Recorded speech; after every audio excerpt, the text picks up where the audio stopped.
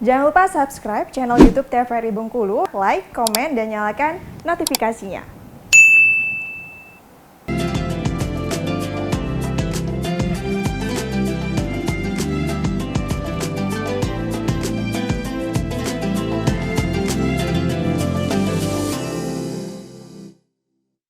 Baik pemirsa, terima kasih Anda masih menyaksikan Mutiara Ramadan bersama Ustadz Heri Putra. Kita juga masih membahas mengenai Ramadan adalah bulan tarbiyah. Tadi juga kita mau tanya ke Ustadz nih, pendidikan yang baik pada bulan Ramadan untuk kita semua, untuk anak-anak, untuk kaum remaja, untuk orang tua. Nah, langsung aja kita tanyain ke Ustadz nih. Gimana Ustadz? Baik para pemirsa yang dimuliakan Allah Subhanahu wa taala. Jadi bagaimana program Ramadan sebagai bulan tarbiyah? Pertama adalah tarbiyah dalam bentuk tarbiyah ilahiyah. Jadi Ramadan ini membuat manusia untuk mengenal Allah. Itu karena dari awal Ramadan ya sudah sering disampaikan para guru-guru kita, ustadz-ustadz juga setiap malam juga bagaimana menyampaikan tentang tausiah, ceramah, ya manfaat dari puasa, manfaat Ramadan, kemudian amal ibadah dilipat gandakan dan seterusnya. Maka Ramadan itu memberikan satu pengajaran kepada kita agar kita terdidik untuk meningkatkan tadi nilai-nilai keilahian. Ya, maka tarbiyah pendidikan yang pertama adalah bagaimana manusia itu ya dengan Ramadan ini dia semakin paham, ya semakin mengerti tentang hakikat kehidupan, sehingga juga dia mengenal ya siapa dirinya, siapa Tuhannya. Ya, maka dengan orang yang melaksanakan ibadah di bulan Ramadan, dia mestinya semakin bertakarub, makin dekat dengan Allah. Ya, orang berpuasa kayak gini, kenapa kita puasa? Kenapa enggak kita diam-diam kita batalkan? Gitu. Karena dia yakin ada yang melihat dia di situ. Gitu. Makanya orang yang berpuasa dengan penuh konsisten, pemahaman betul, maka dia akan bertambah tuh nilai kesungguhan dia untuk menjadi seorang yang menghambakan diri. Gitu. Nah, termasuk juga kenapa kita harus tarawih tiap malam 30 hari full gitu kan. Kenapa juga kita harus sahur, kenapa enggak usah sahur gitu kan, karena semua yang dijalankan adalah merupakan perintah-perintah dan sunnah-sunnah Rasul kepada kita. Maka orang yang menunaikan itu adalah dalam rangka agar dia tertarbiyah, terdidik gitu kan, terdidik lebih baik. Maka fokus yang diharapkan mestinya Ramadan ini agar manusia meningkatkan kedekatan dirinya dengan Allah. Maka ilahiyah, ya, tarbiyah ilahiyah, ya, maka terjadilah yang diharapkan khairul bariyah, ya, dalam surat ya Al-Insyirah Al-Bayyinah itu bagaimana manusia ini diharapkan betul-betul menjadi makhluk yang sebaik-baiknya makhluk, ya, dengan program tadi la'allakum tattaqun, ya, seabrek amalan ibadah siang malam 30 hari, training 30 hari, semuanya berkah, berlipat ganda, khairul bariyah. Maka mudah-mudahan manusia itu dia akan menjadi makhluk yang sempurna, sebaik-baik makhluk, ya. Nah, makanya kita jangan sampai menjadi manusia yang syarrul bariyah, yang kebalikan. Yang seburuk-buruk makhluk, yang sampai kata Nabi celaka. Ya, didoakan oleh malaikat Jibril. Siapa yang celaka? Manusia yang diberikan kesempatan berjumpa Ramadan, tapi akhir Ramadan dia tidak mendapatkan ampunan. Nauzubillah. Ya, karena itu mari kita jadikan betul kesungguhan kita Ramadan ini untuk semakin mendekatkan diri kita kepada Allah, ya, tarbiyah ilahiyah, pendidikan agar kita mengenal Allah. Siapa diri kita, siapa Allah, kenapa kita harus berpuasa, ya, kenapa kita harus menjalankan perintah ini, gitu. Nah, semuanya adalah dalam rangka agar kita semakin tahu siapa diri kita ini. Begitu. Itu yang pertama. Oke Ustadz, kalau misalkan banyak sekali nih yang merasa keberatan sebenarnya dalam berpuasa itu sendiri, mungkin karena kurangnya rasa tanggung jawab atas dirinya sendiri ya Ustadz ya. Terus gimana sih Ustadz pendidikan yang baik kepada diri kita sendiri agar kita itu merasa bahwasanya itu adalah tanggung jawab?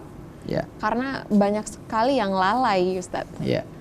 Jadi begini, sesungguhnya setiap perintah yang Allah serukan kepada hamba itu pasti ada hikmah di balik itu. Makanya kenapa kita disuruh untuk menunaikan sholat, menunaikan puasa, ya, seperti yang disebutkan dalam ayat tadi, ya, ya ayyuhallazina amanu kutiba alaikumusiyam kama kutiba alal ladzina min qablikum.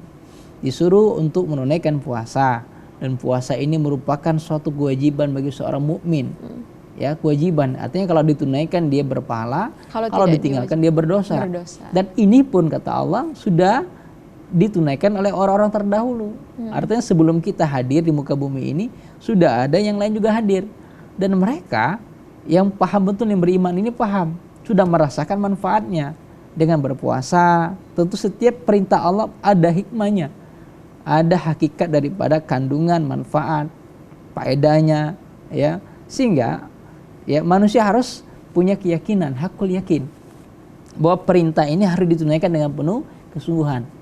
Tidak mungkin Allah menyuruh kita sholat kalau nggak ada maksudnya di situ. Iya, betul. Gitu. Tidak mungkin Allah menyuruh kita untuk berpuasa, berdoa, bayar zakat. Pasti ada hikmah di situ. Tujuan daripada apa yang diperintahkan sekali lagi kebaikan diri kita. Maka saya sering menyampaikan dalam hadis qudsi juga yang sering disampaikan kepada para jamaah. Seandainya manusia di muka bumi ini semuanya baik semua, soleh semua, taat semua, rajin puasa semua, tidak ada yang tidak taat. Misalnya nih, tidak ada yang tidak mau sholat, semuanya sholat. Maka sekali lagi tidak akan menambah kerajaan Allah dari ketaatan itu. Atau sebaliknya, satu RT, bukan satu RT, satu dunia lah. Ya, satu makhluk manusia di muka bumi ini 8 miliar manusia, satu pun tidak mau sujud lagi, nggak mau puasa lagi. Ya katakanlah ikar lah, kayak jadi iblis semua gitu. Apa kata Allah? Tidak akan meruntuhkan kerajaanku sedikit pun. Yang kamu lakukan itu akan dikembalikan. Nanti kapan? Nanti di akhirat. Manusia akan melihat tuh ratingnya, oh ini pahala ini amalan dikerjakan, nanti didapatkan ini. Nanti kalau kamu dapat untung ini, berkahnya ini, dapat surga, maka bersyukur, ucapkan alhamdulillah.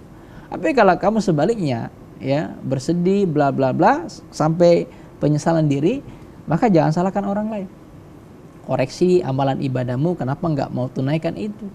Dan memang ini sudah sering disampaikan juga. Qala rabbirji'un, semua orang-orang yang meninggal, Anda ini misalnya kita mengevaluasi tetangga kita, kawan kita, kerabat kita, DRT, kita saja lingkungan kita. Berapa orang sudah meninggal dunia? Andai kita bisa datang ke tempat mereka, sekarang kita berziarah, kita tanya kepada mereka yang masih di alam kubur, fulan, fulana, almarhum, almarhumah, apa yang kamu rasakan sekarang di alam barzah di bulan suci Ramadan ini? Andai mereka bisa berbicara, mereka akan berkata kepada kita, saya pasti pengen lebih baik ibadahnya daripada kalian. Ya, kenapa? Mereka udah paham tuh lingkungan di alam barzah, bahwa mereka tentu tidak bisa berbuat seperti kita, puasa nggak bisa lagi, sholat nggak bisa lagi. Cuman dia berkata, kalau saya diberikan kesempatan hidup lagi, saya pasti bisa lebih baik dari Anda. Pengen tarawih tiap malam, pengen bayar zakat, pengen puasa yang serius, gitu. Karena dia udah paham betul. Iya. Gitu. Sudah merasakan. Nah, ya. kita belum. Nah, karena itu para pemirsa yang dimuliakan Allah, kesempatan kita masih hidup ini, ayo sungguh-sungguh. Maka beribadahlah dengan penuh kesungguhan. Maka Allah perintahkan kepada kita, wa ma umiru illa liya'budullaha mukhlishina lahuddin. Tunaikan semuanya dengan keikhlasan. Bagaimana supaya ikhlas? Nah, Ramadan ini jangan kita kadang-kadang salah pemaknaan. Puasa cuma capek doang. Enggak. Cuma nikmati dulu. Oh, kenapa puasa? Buka hati kita. Maka jangan biarkan hati kita ini keras. Ya, salah melihat, memandang sesuatu sehingga yang dilihat, yang dirasakan itu hanya negatif saja. Oh, puasanya lapar doang. Enggak. Dari sini pun kita memahami, oh beginilah konteksnya. Dengan berpuasa ini kita diajarkan untuk mampu melihat kepekaan diri, kepedulian sosial. Kemudian kita diajarkan untuk betul-betul banyak-banyak ibadah, kembali kepada Allah, bersujud, ya. Bahkan Allah berikan keistimewaan siapa yang berdoa doanya mustajab. Apalagi puasa tidak akan ditolak. 3 doa yang pasti mustajab. Pertama, pemimpin yang adil. 2, orang terzalimi. Yang ketiga, orang yang berpuasa. Kita dapat paket ini dari pagi sama sore, bahkan Ramadan lagi istimewa. Iya, istimewa. Tidak ada puasa yang sebanyak ini kecuali Ramadan, gitu. Nah, karena itu ya enjoy lah dengan ibadah ini. Jangan terkungkung, jangan merasa terbebani. Dan sekali lagi kalau Anda terbebani, ya Allah juga nggak butuh kita. Ya Allah nggak butuh kita. Sekali lagi, nanti kamu yang didapatkan itu ya akan lihat nanti. Ini ada kisah nanti, mau disampaikan sekarang apa nanti? Boleh Ustaz, langsung disampaikan saja. Jadi sering saya sampaikan juga pada jamaah, kadang-kadang kita ini kan belum melihat sesuatu, hakikatnya itu. Mas, seperti kisah seorang kontraktor ya. Seorang kontraktor, dia katakanlah ingin pensiun gitu kan, sehingga dia melapor kepada direktur, bosnya. Dia bilang, saya pengen pensiun gitu. Tapi belum masanya dia pensiun.